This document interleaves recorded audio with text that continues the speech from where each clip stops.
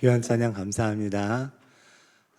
오늘 부활의 영광 속에 찾아오신 여러분 모두를 환영하고 축복합니다. 하나님이 오늘 저와 여러분에게 주고자 하시는 큰 은혜가 있을 텐데 그 은혜 다 받읍시다. 우리 인사할 텐데요. 오늘은 부활주일이니까 좀 다르게 인사했으면 좋겠어요. 해피 이스타 이렇게 인사해 볼까요? 옆 사람과 앞뒤에 있는 사람과 인사합시다. 해피 이스타. 네, 해피 이스타. 우리 2층에 있는 분들도 서로 해피 이스타. 네, 뭔 말인가 그러지 마시고, 네, 다 부활을 축하하는 말이에요. 네, 오늘은 부활의 침입이라는 과격해 보이는 제목의 말씀을 여러분과 함께 나누려고 합니다. 미국은 3월 둘째 주 일요일부터 11월 둘째 주 일요일까지가 서머타임 기간이에요. 그래서 올해 같은 경우 지난달 3월 9일에 서머타임이 시작됐습니다. 그래서 새벽 2시가 2시가 아니고 새벽 3시가 됩니다. 그날은 모든 미국인들은 전부 1시간 일찍 잠에서 깨게 됩니다. 근데 대부분의 사람들에게 있어서는 그냥 뭐 평상시에 같은 날일 텐데 다만 잠이 일찍 깨야 돼서 뭔가를 해야 되는 일들이 있을 거고 그럴 거예요. 그런데 사실은 밤 사이에 엄청난 일이 일어난 거죠. 모든 미국 사람들의 1시간이 사라져 버린 거예요. 굉장한 일이에요. 우리의 1시간 소중하잖아요. 그래요, 안 그래요? 물론 서머타임이 끝나면 또 1시간이 더 붙습니다. 그렇긴 하지만 어쨌든 미국에서 사는 모든 사람들, 꼭 미국 사람이 아니라도 미국에 있는 모든 사람의 1시간이 사라지게 되는 서머타임이 시작이 되었습니다. 오늘 본문에 일어난 여인들의 이야기를 좀 부활의 첫 증인이 되는 여인들의 이야기를 하려고 하는데 이 여인들에게 일어난 일들도 사실은 알아채고 있지 못하는 상황이지만 엄청난 일이 일어난 겁니다. 안식 후 첫날 무덤을 향해 가는 이 여인들이 알아채지 못하고 있지만 사실 자기들이 도착하기 이전에 우주적인 변화로서 부활이 이루어졌어요. 이전에 어떤 절대 군주도 죽음을 극복한 사람은 없습니다. 전 세계 절반에 가까운 땅을 정복한 왕일지라도 죽음을 이겨볼 수는 없어요. 그런데 예수님께서 죽음의 권세를 물리치시고 부활하셨습니다. 예수님께서 우리의 첫 번째 부활의 열매가 되어 주셨습니다. 그래서 우리가 인사한 거예요. 부활절이라는 이스타를 붙여서 해피 이스타 이렇게 붙인 거예요. 한 번 더 인사할까요? 해피 이스타. 해피 이스타. 강아지 부르는 게 아니라 해피 이스타, 부활을 축하하는 그런 우리의 인사입니다. 그렇지만 이 간밤에 일어난 서머타임이 일어났지만 대부분의 사람들은 그냥 똑같이 자고 그냥 똑같이 아침을 맞이한 것처럼 이 여인들도 이미 이 무덤에 도착하기 전까지는 우주적인 놀라운 변화의 역사가 일어났다는 걸 알아채지 못하기 때문에 그냥 똑같은 일이 일어날 줄 알고 이 죽음, 다시 말하면 예수님의 죽음을 있는 그대로 그저 받아들였습니다. 예수님의 죽음에 그냥 순응했어요. 예수님의 죽음을 그냥 적응해 버렸습니다. 그래서 이 죽음에 대해서 적응한 결과는 그냥 답답한 마음에 슬퍼하는 것뿐이 할 게 없었어요. 예수님이 십자가에서 죽으시고 장사된 첫 번째 날 울기만 했을 거예요. 다음 날도 울기만 했을 거예요. 할 수 있는 게 죽음 앞에서는 아무것도 없기 때문에, 세상에 어떤 사람도 죽음을 극복한 사람이 없기 때문에 이 죽음에는 그냥 적응하고 순응하는 것 외에는 달리 방법이 없다는 걸 알기 때문에 죽음을 묵묵히 받아들여서 슬퍼하기만 했습니다. 그래서 슬퍼하다가 예수님의 죽음의 적응하다가 순응하다가 불현듯 떠오른 생각이 예수님이 급하게 시신이 수습되면서 향품도 시신에 바르지 못했다는 걸 깨닫게 됩니다. 그래서 이 여인들이 향품을 준비해서 무덤에 있는 예수님 시신에 그 향품을 바르려고, 시신의 방부 처리를 위해 향품이라도 바르려고 무덤을 찾아가고 있습니다. 그게 1절 말씀이에요. 우리 1절 말씀 다시 한번 읽어볼까요? 안식 후 첫날 새벽에 이 여자들이 그 준비한 향품을 가지고 무덤에 가서, 이 죽음이라는 것 앞에서는요, 어떤 인생도 할 수 있는 일이 아무것도 없습니다. 그냥 슬퍼하는 것밖에는, 그냥 그 죽음에 대해서 인정하고 적응하는 것밖에는, 그 사람의 빈자리가 아무리 커도 그 죽음을 그냥 묵묵히 받아들일 수밖에 없어요. 그게 죽음이라는 것이 우리 삶에 있는 동안의 모습입니다. 아무것도 할 수 있는 게 없습니다. 지금으로부터 21년 전 2004년 4월에 토요일에 설교를 준비하고 있는데 저녁에 전화 한 통을 받았어요. 옆에 교회에 있는 목사님이 교통사고로 돌아가셨다는 겁니다. 지난주까지 같이 축구를 하면서 볼을 주고받았던 사이예요. 제가 감신 합창단을 했는데 그 합창단 여자 후배가 이 선배 목사님의 사모가 됐어요. 아내가 됐어요. 그래서 제가 목회하고 있는 동안 만날 때는 그전에는 반말을 했지만 깍듯하게 형수님으로 존대하던 집입니다. 우리가 갖고 있는 찬송가의 2곡을 이 목사님이 찬송 시를 직접 지은 아주 좋은 목사님입니다. 그런데 그날 토요일 저녁에 지방에서 하는 찬양 축제가 있었고 찬양 경연대회가 있었고, 그 찬양 경연대회 심사위원으로 참여하기 위해서 가는 길에 사거리에 신호대기 중에 있을 때 과속으로 달려오던 탱크로리가 속도를 줄이지 못하고 이 차와 추돌했고요. 그 자리에 현장에서 심장마비로 세상을 떠났습니다. 급하게 주섬주섬 옷을 챙겨 입고는 장례식장으로 갔어요. 그때 충격이 굉장히 저도 심했나 봐요. 그 장례식장 전화번호가 아직도 생각나요. 544에 4444. 급하게 장례식장에 도착을 했어요. 일단 위로를 좀 해야 되겠다. 우리 후배 사모님 위로부터 해야 되겠다라고 두리번거리는데 아직 눈에 보이지 않습니다. 마침 그러고 두리번거리고 있을 때 아주 편안한 얼굴로, 편안한 모습으로 실려서 들어오고 있는, 그리고 그 곁에 핏기 없는 얼굴로 뚜벅뚜벅 걸어 들어오고 있는 후배 사모님을 볼 수 있었습니다. 제 앞을 지나서 영안실로 내려가는데 아무 말도 할 수가 없었어요. 죽음은 그래요. 죽지 않았으면 할 수 있는 게 꽤 있을 것 같아요. 뭐 치료비를 보탤 수도 있고, 하다못해 금식하면서 하나님 좀 고쳐달라고 그렇게 기도해 볼 수도 있습니다. 하지만 죽음 앞에서는 할 수 있는 게 없어요. 죽음은 그냥 순응하고 받아들이고 그 죽음 사람에 대해서 적응하는 겁니다. 슬퍼하는 것 외에는 달리 할 수 있는 게 없습니다. 죽음은 그래요. 오늘 본문에 있는 여인들도 마찬가지예요.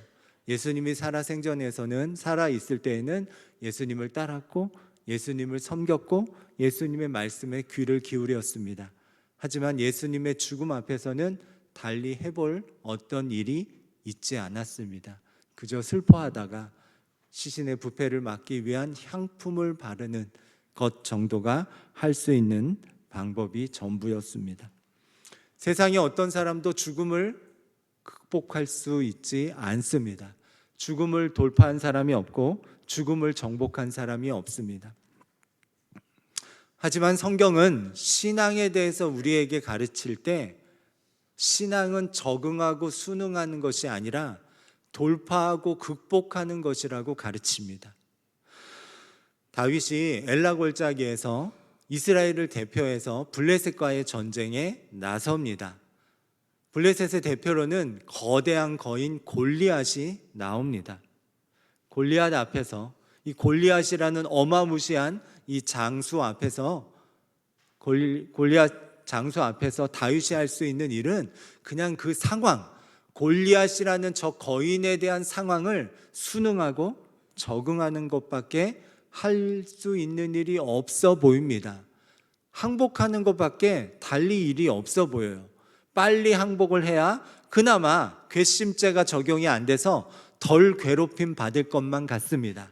그러나 성경은 다윗의 이야기를 통해서 저와 여러분에게 말씀해 주시는 바는 무엇이냐면, 아니다, 신앙은 적응하고 순응하기보다 극복하고 돌파라고 말씀하고 있습니다. 다윗은 골리앗에 순응하지 않습니다. 다윗은 골리앗에 적응하지 않습니다. 다윗은 골리앗같이 산 같은 문제를 극복하고 돌파합니다. 심지어 자기 손에 있는 물맷돌 5개가 전부일지라도 그것을 가지고 나가서 극복하고 돌파해서 골리앗을 무찌릅니다. 성경은 그게 믿음이라고, 그게 신앙이라고 우리에게 말씀해주고 있습니다. 72년 전 이곳에 도신교회라는 이름으로 우리 교회가 세워졌습니다. 6.25 전쟁의 폐허 속에서 그렇게 시작이 되었어요. 미군 부대에서 쓰는 천막에서 교회가 예배드리면서 그렇게 교회가 시작되었습니다.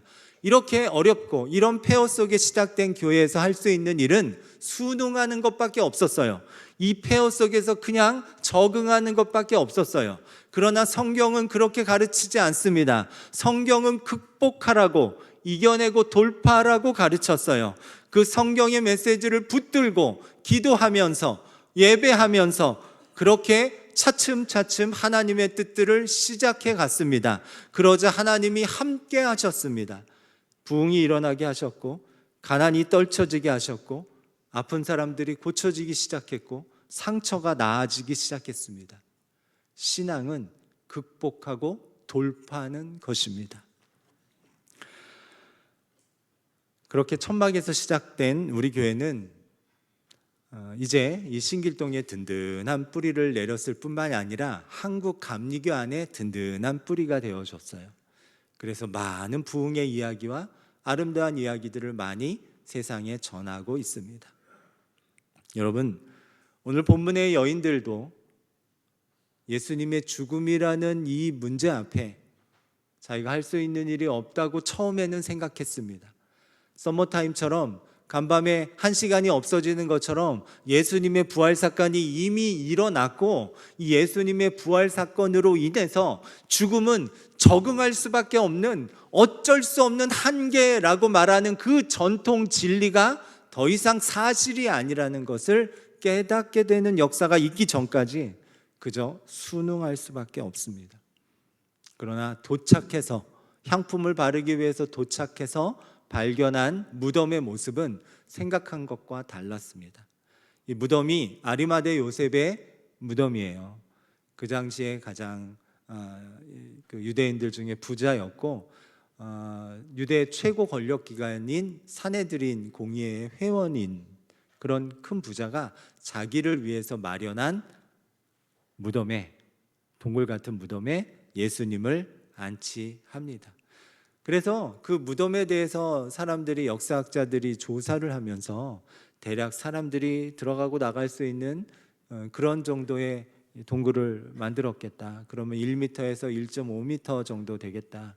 그리고 이 정도를 막아낼 수 있는 돌의 크기로 그걸 막았다면, 이 돌이 그렇게 움직일 수 있는 거라면 두께가 최소 20cm는 되어야 되겠다. 그리고 부피를 구하는데 파이 곱하기 뭐 등등. 그래서 계산을 해보면 한 1.3톤 정도일 거다. 이렇게 이제 계산을 하는 학자들이 있더라고요. 어쨌든 많은 사람들이 달라붙어서 밀어야 겨우 옮겨질 만한 큰 돌이, 여인들이 도착해 보니 이미 옆으로 옮겨져 있고 무덤은 활짝 열려져 있었어요. 급하게 들어가서 봤는데 거기에는 시신이 없었습니다. 있어야 할 예수님의 시신이 없었습니다. 찬란한 무덤이 아니라 빈 무덤이었습니다. 예수님을 감쌌던, 그 시신을 감쌌던 세마포만 그 자리에 덩그러니 남아 있었습니다. 이게 무슨 일인가? 어안이 벙벙한 채로 있을 때 천사가 나타납니다. 그리고는 이 상황에 대해서 여인들에게 설명합니다. 예수님이 살아나셨다고, 지금 여기 계시지 않는다고, 여기 이 무덤에는 죽은 자가 있어야 되는 무덤이라 살아나신 예수님은 더 이상 이곳에 계시지 않는다고 여인들에게 말씀합니다. 우리 4절과 5절 말씀 우리 함께 읽어보겠습니다. 이로 인하여 근심할 때 문득 찬란한 옷을 입은 두 사람이 곁에 섰는지라. 여자들이 두려워 얼굴을 땅에 대니 두 사람이 이르되 어찌하여 살아있는 자를 죽은 자 가운데서 찾느냐. 예수님께서 살아나셨다는 거예요. 더 이상 이 무덤에 있지 않다는 겁니다. 여인들에게 그리고는 부활의 첫 증인되는 사명을 맡기십니다. 우리가 읽은 성경에는 그냥 가서 전하게 되는 이야기로 쓱 넘어가는데 평행 본문인 이 내용이 다른 복음서에도 있는데 특별히 마가복음 28장에 보면 7절에서 이 내용을 좀 더 상세하게 설명합니다. 28장 7절에 우리 같이 읽어볼까요? 또 빨리 가서 그의 제자들에게 이르되 그가 죽은 자 가운데서 살아나셨고 너희보다 먼저 갈릴리로 가시나니 거기서 너희가 배우리라 하라. 보라, 내가 너희에게 일렀느니라 하거늘. 이 여인들에게 부활의 첫 번째 증인되는 역할을, 사명을 맡기고 있습니다. 부활의 첫 증인되는 사명을 맡기고 있어요. 그런데 이거는 엄청난 일을 맡기신 거긴 하지만 조금 잘못하신 게 아닌가라는 생각이 들 수 있습니다. 왜냐? 그때 당시 기준으로 여인은 법정에서 증언 능력이 없다고 보기 때문이에요. 증인으로서 여자와 아이들의 증언은 증거로 채택되지 않습니다. 그때 상황은 그랬어요. 그렇다고 본다면 이 여인들이 하는 부활의 증인으로서의 고백은 그때 사회 기준으로 봐서는 쓸모없는 일이에요. 그럼 하나님께서는 왜 굳이 이 부활의 첫 번째 증인으로 아까 얘기한 사내들인 공의의 회원들을 시키시거나 역량 있는 대제사장을 시키시지 않고 왜 법정 능력을 인정받지 못하는 증인으로서의 결격 사유가 있는 여인들을 부활의 첫 번째 증인으로 사용하신 걸까요? 여기서 주는 아주 중요한 메시지가 있습니다. 그건 뭐냐면 세상의 기준에서는 이 여인들에게 향하여 그때 사회 기준으로 쓸모없다고 얘기하고 있어요. 사람들은 어쩌면 우리에게 있어서 자기들의 기준을 가지고 그렇게 딱 규정합니다. 너는 쓸모없는 인생이라고. 너는 쓸모없는 인생이라고. 그러나 하나님은 한 번도 그렇게 우리를 바라보거나 대하거나 말씀하고 계시지 않아요. 얘들아, 그 말에 속지 마라. 너는 쓸모없는 인생이 아니다. 쓸모있는 인생으로 내가 처음부터 창조했다. 그렇게 우리 하나님께서는 저와 여러분을 향해 말씀하고 계시는 겁니다. 사회의 기준으로서는 여자는 증거 능력이 없는 쓸모없는 인생이라고 말하는 이때에도 하나님은 이 사건을 통해서 이 증인되는 이 놀라운 일을 그 당시에는 증거 능력이 없다고 그렇게 규정해버리는 여인들에게 맡기심으로써 하나님이 우리에 대하여 말씀하시고자 하는 바, 내가 창조한 너희는 다 쓸모있는 인생이다 라는 걸 말씀하고 계십니다. 우리 옆 사람한테 한번 인사해 볼까요? 당신은 쓸모 있습니다. 네, 우리는 다 하나님에게 의해서 쓸모 있는 인생으로 처음부터 창조되었어요. 남들이 여러분을 향해서 쓸모 없다고 그렇게 규정하는 것에 흔들리지 마세요. 다만 쓸모 있지만 당장 쓰긴 어려울 수 있어요. 이건 조금 다른 문제예요. 쓸모없는 거랑은 좀 다른 문제예요. 쓸모 있지만 당장 쓰기는 어렵습니다. 그 정도로 성장해야 될 필요가 있어요. 쓸모없다가 아니라 아직 조금 더 성장해야 하나님이 역사하시고 사용하시는 걸로 쓰임받게 되는 겁니다. 충분히 쓸모있는 인생이지만 당장은 쓸 수 없는 사람들을 하나님께서는 성장시키십니다. 그래서 오늘 본문의 이야기는 이 부활의 첫 번째 증인으로서의 여인들을 선택하는 이야기이면서 이 여인들을 성장시키는 이야기입니다. 이 여인들이 성장합니다. 부활의 증인으로 성장합니다. 처음 무덤을 향해 걸어오던 아무 말도 안 하고 걸어왔을 것도 같고, 아니면 무거운 마음으로 예수님의 시신의 향품이라도 바르자고 그 슬픔에 적응한 채로, 그 죽음에 적응한 채로 예수님의 무덤에 왔던 이 여인들이 부활의 소식을 듣습니다. 부활의 능력을 경험하게 됩니다. 부활이 이 여인들의 삶 속에 침입해 들어옵니다. 그러자 이 부활의 능력을 힘입어서 성장하게 됩니다. 그리고 무엇을 합니까? 부활이라는 것이 죽음을 극복한 것이라면 더 이상 내가 극복하지 못할 것이 없다는 것을 받아들이게 됩니다. 부활이 내 삶 가운데 침입해 들어오자 그런 능력을 기억하게 됩니다. 그래서 아까 천사들에 의해서 제자들에게 이 부활의 소식을 전하는 첫 번째 증인의 역할을 해요. 그러나 그 일회적인 첫 번째 증인으로서의 역할을 하고 끝나버린 게 아닙니다.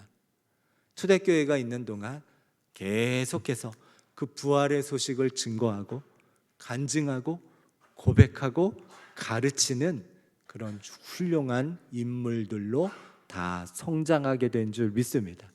그래서 오늘 성경 10절에서는 마치 무슨 기미독립선언문에 기록한 사람들의 명단이 쭉 적혀져 있듯이 이 부활의 첫 증인된 사람, 처음에 그 무덤을 갔을 때는 아직 성장하지 않고 그저 죽음을 받아들이는 것 말고는 보통 사람들처럼 일반적으로 하는 것처럼 죽음에 순응하는 것이 전부였던 이 사람들이, 이 여인들이 쭉 성장해서 부활의 진짜 증인다운 삶을 살게 된 것을 알려주기 위해서 증인들의 명단이 10절에서 기록되어 있습니다. 우리 함께 10절 말씀 읽어볼까요?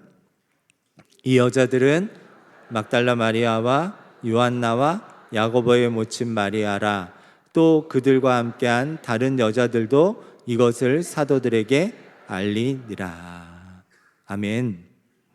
여인들에게 부활이 침입해 왔습니다. 그러자 죽음에 대해서 순응하기만 하던, 슬퍼하기만 하던 이 여인들의 삶이 달라지기 시작했습니다. 어떤 것도 내가 예수 안에 있는 나에게서 극복하지 못할 게 없구나. 사망조차도 나를 예수님에게서 끊어낼 수 없구나 라는 걸 고백하는 인생이 되어지게 됩니다. 우리 로마서 8장 38절 39절 말씀인데요, 우리 같이 읽겠습니다. 내가 확신하노니 사망이나 생명이나 천사들이나 권세자들이나 현재일이나 장래일이나 능력이나 높임이나 깊음이나 다른 어떤 피조물이라도 우리를 우리 주 그리스도 예수 안에 있는 하나님의 사랑에서 끊을 수 없으리라. 아멘. 오늘 이야기는 죽음에 그저 적응하고 순응할 수밖에 없었던, 죽음은 끝이야 라고 생각했던 여인들이 부활이 침입해 오면서 성장하고 성숙해진 이야기입니다. 그리고 이 부활의 첫 번째 증인의 이야기로 여러분을 초청하고 계십니다. 여러분도 어떤 절망을 앞에 두고 있습니까? 아무리 해도 안 되는, 포기하고 싶은 그런 상황 속에 있습니까? 이건 해도 안 돼, 그냥 적응해야 돼, 그냥 순응해야 돼 라는 것이 있습니까? 하나님이 그거 돌파하게 해주실 줄 믿습니다. 극복하게 해주실 줄 믿습니다. 마지막으로 이렇게 성경 본문을 읽고 나자 이 천사들이 여인들한테 했던 그 말이 좀 다른 분위기로 들리기 시작했어요. 사실 처음에 이 성경을 읽을 때는 여인들한테 하는 그 말이 어찌하여 이곳에, 그러면서 약간 타박하는 것처럼 들렸어요. 야, 예수님이 3번이나 얘기했잖아, 부활하신다고. 근데 여기 와서 찾으면 어떻게, 이렇게 좀 이렇게 몰아붙이는 것처럼 느껴졌어요. 여러분 그거 아세요? 말투에 온도가 있습니다. 어떤 사람의 말투는 굉장히 차갑고 온도가 없어요. 그런 사람하고는 얘기하고 싶지가 않아요. 이 얘기는 뭐냐면 그 사람의 말을 받아들이기가 싫어요. 수긍하고 그것에 대해서 인정하고 그것을 내 삶으로 경험으로 받아들이기가 싫어요. 근데 어떤 사람의 말투는 부드럽고 따뜻합니다. 그렇죠. 이렇게 그렇죠. 이렇게 부드럽고 따뜻해요. 부드럽고 따뜻하게 느낀다는 건 마음이 열려서 그 사람이 하는 말을 받아들이겠다는 거예요. 그렇다면 오늘 천사가 하는 이 말은 쏘아붙이는 말이 아니었을 것 같아요. 성장하기 위해서 하시는 말이니까 따뜻하게 여인들한테 하지 않았을까요? 예수님이 살아게 나셨어.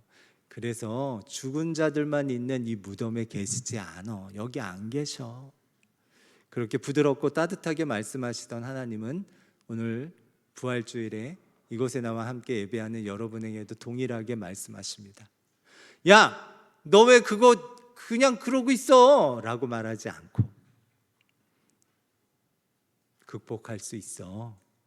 돌파할 수 있어. 이겨낼 수 있어. 내가 너와 함께 하겠다. 오늘 그 말씀이 저와 여러분의 삶에 들려지기를 주님의 이름으로 축원합니다. 나를 믿는 자는, 나는 부활이요 생명이니 나를 믿는 자는 죽어도 살겠고 무릇 살아서 나를 믿는 자는 영원히 죽지 아니하리라. 함께 일어나서 찬양하겠습니다.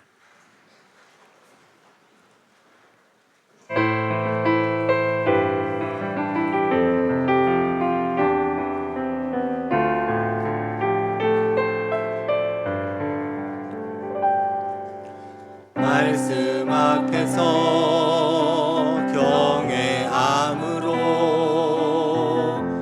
주께 홀로 섭니다.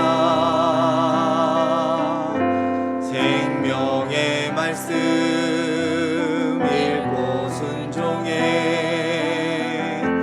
주를 예배합니다. 기록된 말씀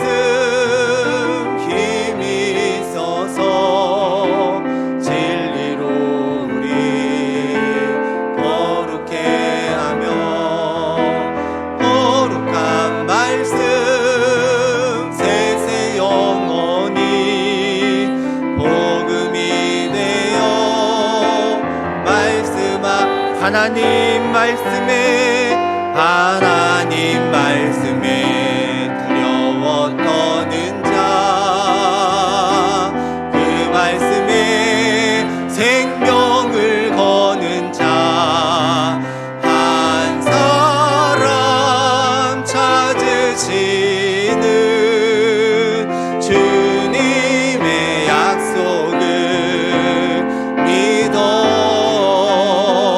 하나님 말씀에 명을 거는 자, 순종하며 주 따라가는 자, 영원한 하나님 나라 이뤄갈 주의 교회요.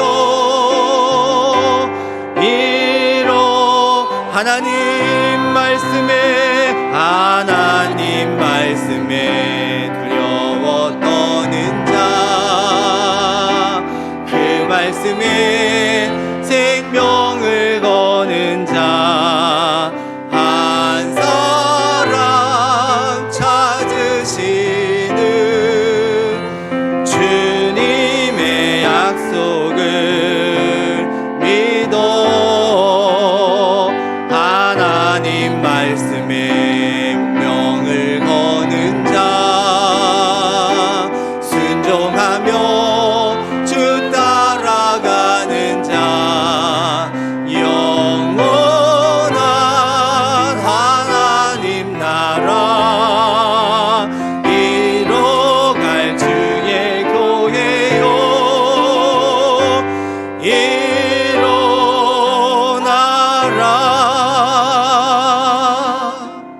사랑하는 하나님, 우리의 당겨진 혹은 살아내는 환경 속에서 그저 좌절하고 그저 포기해버린 일들이 있습니까?